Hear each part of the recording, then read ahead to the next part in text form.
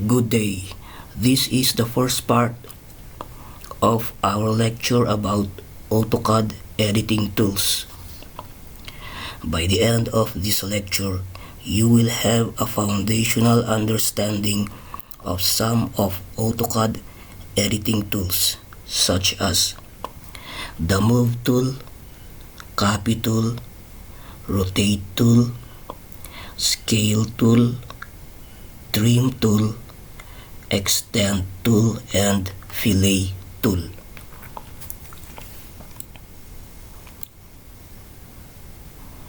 So we go first to the Move tool.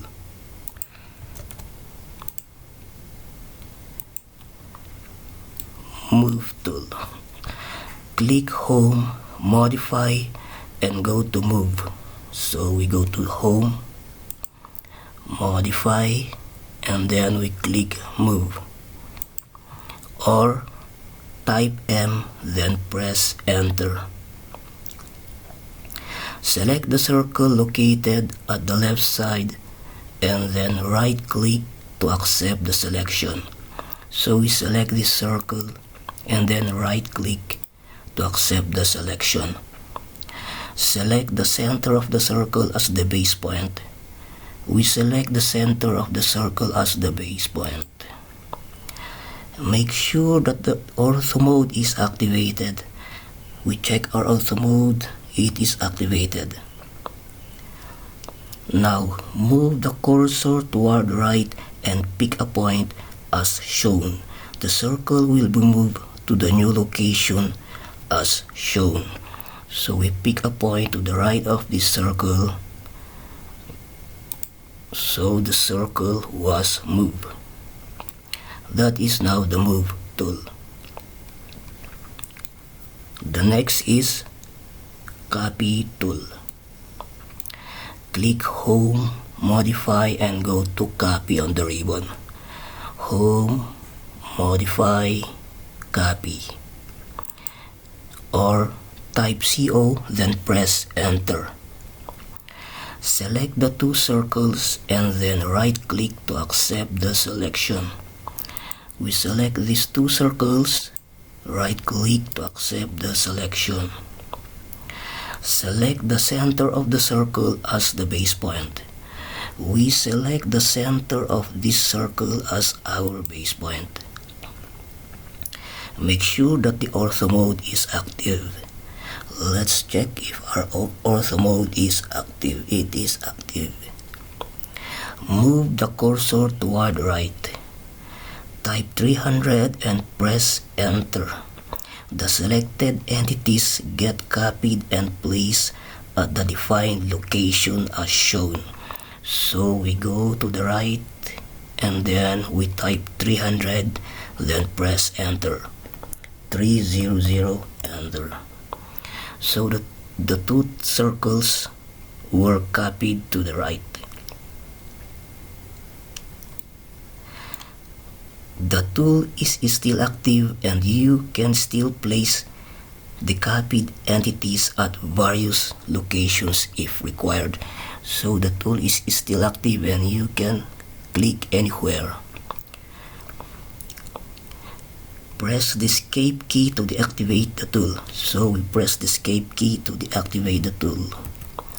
Alternatively, you can select Exit from the command line to deactivate the Copy tool. Next is the Rotate tool. Click Home, Modify, and then click the Rotate on the ribbon. Home, Modify, and then Rotate. Or type RO, then press Enter. Select the circles or entities as shown and then right click to accept the selection. So we select these two circles, then right click to accept the selection. Select the center of the other circle as the base point as shown. So we select the center of these circles to be our base point. Select the copy option from the command line. So we go to the command line. This is the command line. We select the copy option. Type 270 as the rotation angle and press enter. The selected circles will be rotated and copied at an angle of 270 degrees. So we type 270, enter. So these two circles were rotated and copied here in this location. Next is the scale tool. Go to the home, modify, and click the scale on the ribbon. This is the home, modify, and then click the scale. Or type SC, then press enter. Select the circles as shown and right click to accept the selection. We select these two circles, right click to accept the selection. Select the center point of the selected circles as the base point. We select this center to be our base point. Then type 1.3 as the scale factor and press enter. So we type 1.3 as our scale factor, enter. So notice that the two circles became bigger. Similarly, scale the other circles to 0.5. So right click to repeat the command. Repeat scale. Select. Right click again to accept the command, the selection, and then click the center. And then we type 0.5 as our scale factor. Notice that the two circles became smaller. Next is the trim tool. Go to home, modify, and then trim. So home, modify, trim. Now we need to select the cutting edges. Press enter to select all the objects as the cutting edges. So we press enter. Now we need to select the objects to be trimmed. Click on the inner portion of the two circles one by one. The circles will be trimmed. So we click the inner portions. First we click this. It was trimmed. Then we click this. The other circle was trimmed. That is the trim tool. Next, extend tool. Click home, modify, and then trim, extend. Home, modify, trim. The trim and extend are in this small triangle. So we click the extend. Or you type EX and then press enter.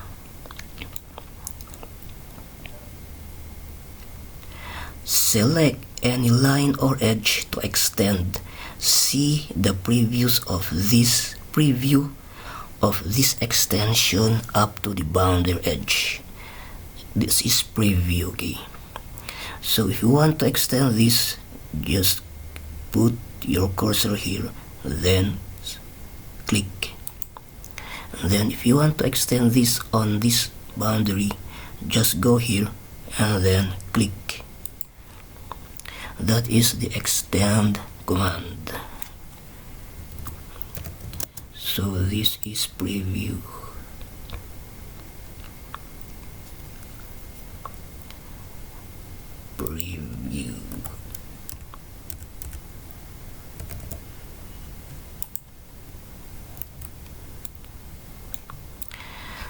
then we have the fillet tool. We go to the home, modify, and then the fillet. We are already in the home, and this is the modify, and we look for the fillet command. This is the fillet command. Just click it. Select the radius option on the command line. Here, this is the command line, and this is the radius option. We click it. Type 50 and press enter. 50 is our radius, so we type 50, enter. Then select all two adjacent sides or edges that we want to have a fillet. If we want this to have fillet, we select this one by one. First, we select this, and then this one. And then press enter to repeat the command. If you want this to have a fillet, we select them one by one. Press enter to repeat the command, and then we select these two sides, and then press enter again, and then select these two sides. That is the fillet tool. So thank you guys for watching, and see you in my next videos.